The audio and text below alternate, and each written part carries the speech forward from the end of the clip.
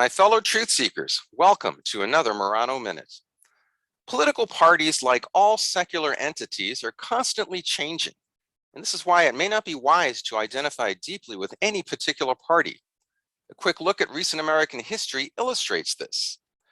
When FDR brokered the New Deal in the 1940s, the Democratic Party became the party of the immigrants, of the blue-collar worker.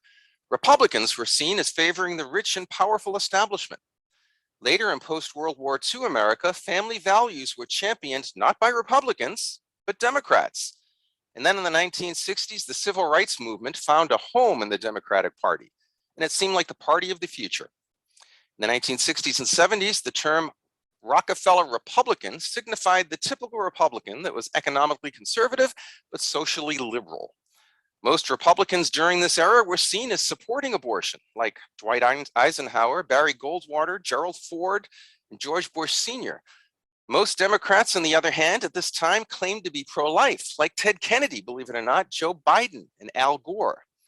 All of this, though, was soon to flip.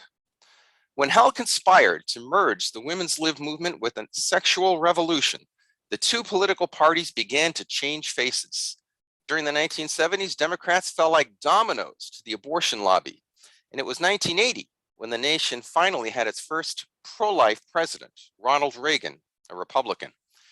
In the 25 years between Reagan and Donald Trump, the two President Bushes went through the motions of being pro-life, but it was evident it wasn't much of a priority. Reagan and Trump, however, attracted conservative Democrats, made the GOP the pro-life party, and defined the meaning of the term rhino. Meanwhile, Democrats morphed into the party of the establishments that champions abortion and sexual perversion. Support for child killing and preferred pronouns have been non-negotiable in this party. The politics that is the changeable arts of ideas and compromise aimed at the good of society. The underlying battle between theist and atheist worldviews are divided much differently today than they were 50 years ago. As many Catholics and others found out in the 1980s, sometimes being faithful to unchanging principles means having to change political parties.